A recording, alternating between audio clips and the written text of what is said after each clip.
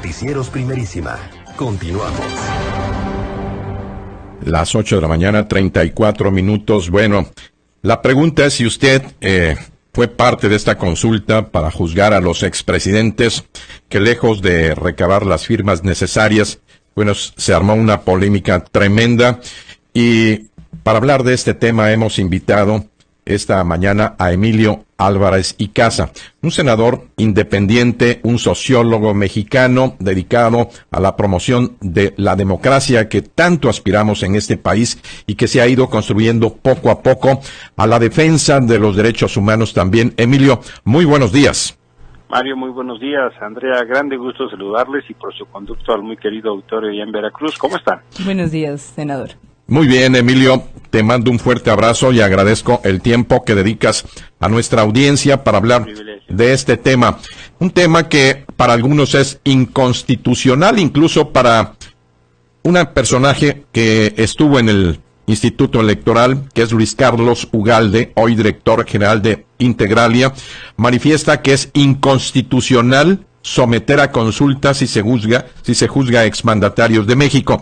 ¿Cómo ves tú este tema desde el punto de vista del derecho? Yo lo diría en tres aproximaciones. La primera, me resulta absolutamente contradictorio. Un presidente que dice que para presentar esta consulta da una lista, en su opinión, de los delitos que cometieron los presidentes desde Salinas hasta Enrique Peña Nieto, esencialmente sentados en corrupción y delitos patrimoniales. Entonces yo me pregunto, si él está convencido que esos delitos se cometieron, entonces ¿por qué va a votar que no se les juzguen? O sea, si él dice que hicieron esos delitos, entonces ¿por qué no se anticipa que él promoverá el no? Primera duda, me parece, Mario, absolutamente contradictorio. Contradictoria ahora. ¿Tiene esa convicción? Pues lo que tocaría es decir, pues sí, que se juzgue. Segunda, ¿por qué el presidente, déjame decirlo como se dice en lo cotidiano, ¿por qué escurre el bulto? ¿Por qué le da la vuelta? Si él tiene atribuciones constitucionales, legales, facultades establecidas por ley, para, incluso diría, obligado a denunciar. O sea, yo no pienso que el presidente tenga que esconderse preguntándole a la gente bajo el argumento de una supuesta condición de el pueblo decide. Me parece que él tiene atribuciones más que de sobra para ejercerlo. Y tercero, estamos ahora ya en un embrollo porque supuestamente se activa este mecanismo por tres vías. Bien por la vía del presidente, bien por la vía de las mayorías, o por una tercera parte, o de la Cámara de Diputados o la Cámara de Senadores, o bien con el 3% del padrón electoral. Intentaron juntar las firmas por la vía de la participación ciudadana, pasaron cosas muy raras, en menos de 36 horas consiguieron 800,000 firmas, eso es más o menos, sacaba el periódico de Reforma, que en último momento consiguieron 12,000 firmas por minuto, algo raro está ahí. Habrá que revisar la legalidad y la veracidad de esas firmas. Sí. Pero el presidente decidió hacer el plan B y él remitió, en el uso de su facultad constitucional, la solicitud de la consulta. Ni la mayoría legislativa de Morena, ni la mayoría legislativa en la Cámara o en el Senado lo quisieron hacer, ni sus aliados. Algo habrán considerado. Por supuesto, quienes estamos en el bloque de contención en el Senado decidimos no acompañar eso, porque la forma en que se hace la pregunta claramente tiene visos de inconstitucionalidad. ¿Por qué? Porque no se pueden preguntar ni someter derechos, y no se pueden ni preguntar los procesos judiciales. ¿En qué sentido? Pues hay reglas de debido proceso, hay condiciones que terminan y obligan a la autoridad judicial, tanto a la Fiscalía como a los jueces, a hacer ciertas cosas, quieran o no quieran. Pedirle a la gente si está dispuesta a que se cumpla o no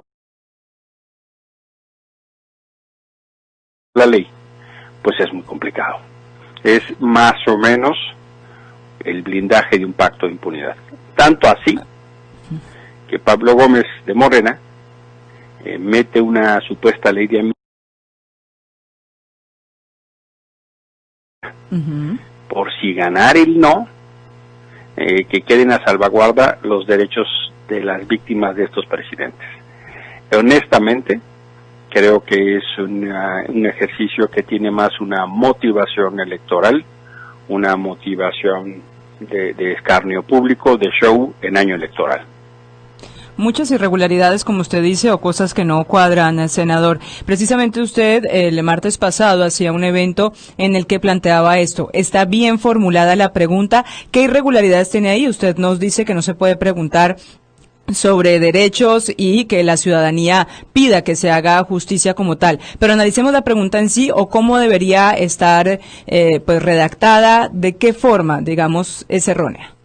Un grupo importante de organizaciones de derechos humanos, de víctimas y colectivos, preocupados porque el presidente ha construido una narrativa esencialmente sobre lo que se conoce como delitos patrimoniales, aquellos que suponen dinero, quebranto, corrupción, robo, pero no habló nada de las atrocidades cometidas, por ejemplo, el 68, que el 71, que distintas masacres de Acteal, de Aguas Blancas, o los miles de desaparecidos, o lo que pasó en Veracruz o en otros lugares en materia de secuestros, extorsiones. Hay una tragedia humanitaria, Andrea. Estos colectivos, incluso estuvo la señora Lucy del colectivo Solecito, la señora Guadalupe de Familiares Unidos por Nuestros Desaparecidos en Jalisco, o gente como Javier Sicilia o Mariquilla da Costa, de una larga trayectoria de derechos humanos, y algunos y defensoras más. Dicen, hay que preguntar por la pregunta correcta. La pregunta es correcta si está usted de acuerdo en que el presidente active sus facultades para investigar las atrocidades y graves violaciones con ayuda de Naciones Unidas y la constitución de una comisión de la verdad. De manera que la pregunta se puede responder fácilmente sí o no. Es decir, si quiere usted que el presidente ejerza sus facultades o no quiere usted que ejerza sus facultades para juzgar a expresidentes. ¿Por qué? Porque si no se toma en cuenta la revisión del pasado, las graves violaciones, queda entonces un patente de impunidad de un enorme daño, peligrosísimo. Como si el tema fuera que lo que importa es el dinero y no la gente. Probablemente lo más dañino es la impunidad que quedaría ahí. Hay un viejo dicho de la cultura política mexicana que refleja este dilema, Andrea. Ese viejo dicho dice, lo que se resuelve con dinero sale barato. Y por eso hay cosas que no se resuelven con dinero, que tienen que ver con justicia, con verdad, con dignidad, con no repetición, con reparación. Ahora, y esos son las atrocidades cometidas, las graves violaciones. Infelizmente Veracruz sigue siendo un escenario donde eso sigue pasando, y no puede ser que en esta revisión del pasado ese tema no esté pendiente, y por eso se ha llamado la iniciativa La Pregunta Correcta. Emilio, ahora lo que viene, el presidente pasa a la Corte el balón, esta consulta a expresidentes. Anticipa, con los conocimientos que tú tienes como senador, ¿cuál va a ser la respuesta de la Corte? Yo pienso que la Suprema Corte de Justicia de la Nación tiene elementos de sobra para decir que esta consulta es inconstitucional. Si la Corte, que ya está metida en un conflicto, ¿no? Pero ya le metieron, literalmente, dice la cultura popular, a las patas de los caballos, ¿verdad?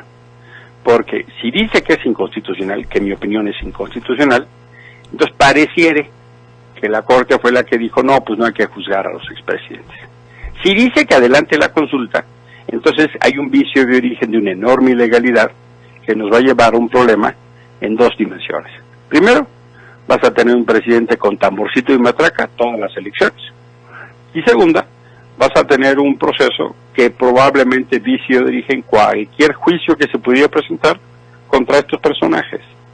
Es un dilema muy fregado. Y déjame decirlo así, el tema de la justicia es tan grave que no se puede estar manoseando. no se puede tener un uso político de la justicia. Yo pienso que el presidente lo que está haciendo detrás, confesamente, es refrendar un pacto de impunidad. Si el presidente nos dice que él opta por el no, pues ¿cómo te explico? ¿No? La verdad de las cosas es que creo que la Suprema Corte de Justicia tiene elementos de sobra para decir que esta consulta no es constitucional. Bien, Emilio, y ya para terminar esta pregunta que seguramente no las estamos haciendo todos en México. ¿Dónde está la oposición? ¿Dónde la ves tú? Mira, me parece que hay distintos espacios muy importantes en la siguiente pregunta, Mario.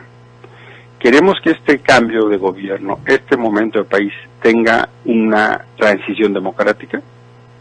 Habemos muchos que decimos sí, queremos una transición democrática. Esa transición democrática entonces corre por 3 carriles. Carril 1, lo que pueden hacer los partidos que no son mayoría, esencialmente ese espacio lo veo de manera más importante en el Senado, lo que le llamamos el bloque de contención, porque el gobierno no tiene la mayoría para aprobar reformas constitucionales o designaciones. La segunda son todos aquellos que en el ejercicio de los valores de la democracia hacen un pensamiento libre, una discusión libre, y entonces es la libertad de expresión, las organizaciones de la sociedad civil, las y los periodistas, que hacen un contrapeso cotidiano para decir, presidente, así no. Tenemos que construir un México que supere las cosas del pasado indefendibles, pero no tener nuevos errores también indefendibles.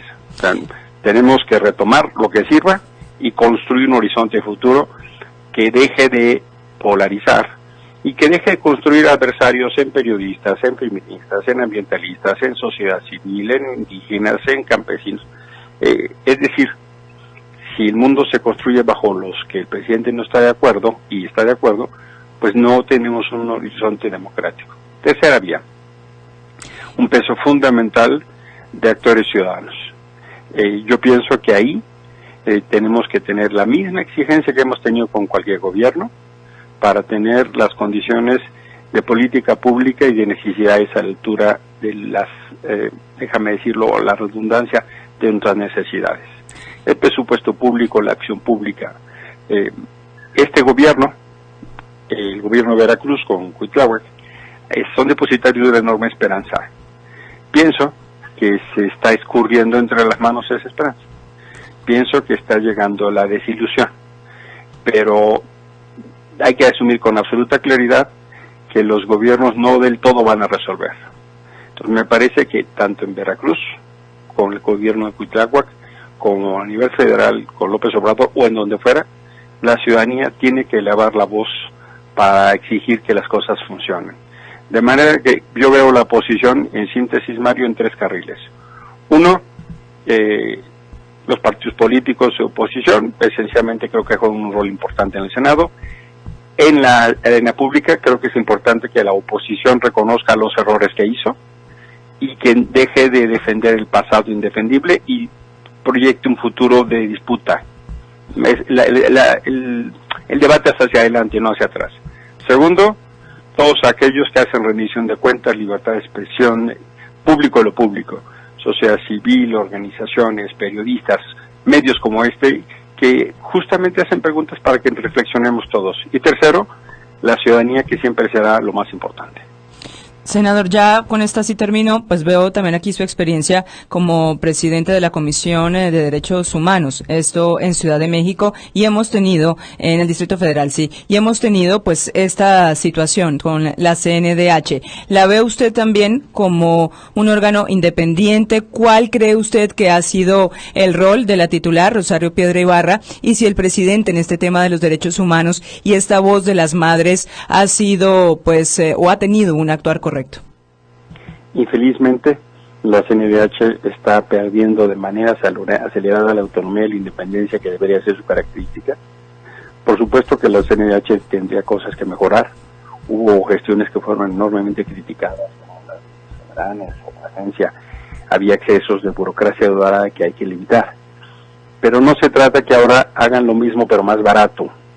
Infelizmente, Rosario Piedra llega a una elección, en mi opinión, fraudulenta, ilegal e inconstitucional, todavía está en tribunales debatiéndose, y la ponen ahí, justo para tener una especie de taparle el ojo al macho y para proteger al gobierno. Y no es que lo diga yo, si uno revisa los números, el año pasado la CNDH emitió 99 recomendaciones, la señora Piedra consideraba que eran pocas, ahora que está en el cargo, en 10 meses lleva 43, o sea, ni la mitad.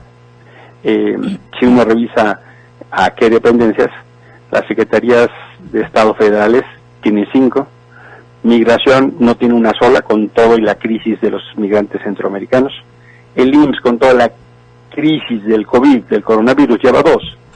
En las con cosas como lo que ha pasado en Tamaulipas con las ejecuciones extrajudiciales y otros excesos, lleva 1. Entonces me parece que infelizmente está jugando un papel de defensora del puesto, defensora del gobierno. Yo creo que ha sido más conocido la labor de la CNDH por los escándalos de despidos, de contrataciones indebidas, de incluso colaboradores de Rosario de muchos años que han dicho que está en juego la autonomía e independencia, y que Rosario, que si bien puede tener una trayectoria, digo Rosario Piedra, ¿no? Una trayectoria de activista o heredera de su madre Rosario Ibarra o del Comité Eureka, respetable, como servidora pública deja muchísimo que desear, es realmente una enorme decepción. Yo pienso que le tendría que renunciar. Y ahora que se habla de la toma de las feministas de la oficina de la CNDH en la calle Cuba, en el centro de la Ciudad de México, yo creo que hay que pensar de origen. Creo que fue el presidente López Obrador que tomó primero la CNDH. Él encabezó la primera toma, con operadores cercanos a él, con miembros de su político, el secretario ejecutivo de la CNDH, Francisco Correa, es cercanísimo operador político del presidente, está tome decisiones para no incomodar, y algunos otros actores, senadores de Morena que encontraron a cualquier cantidad de empleados en la CNDH. En fin, yo creo que el presidente fue el primero en que tomó la CNDH para que no hiciera su función. Pienso que las mujeres víctimas de violencia y las feministas están en un acto desesperado para obtener justicia, y bien harían en atenderles a la brevedad, porque si no, esto es tan solo el inicio de un proceso de ruptura del tejido de la confianza de la gente en las instituciones. Pues Emilio, muchísimas gracias por dar este espacio y platicar con la audiencia. Te mando un fuerte abrazo a nombre de todo el equipo. Un fuerte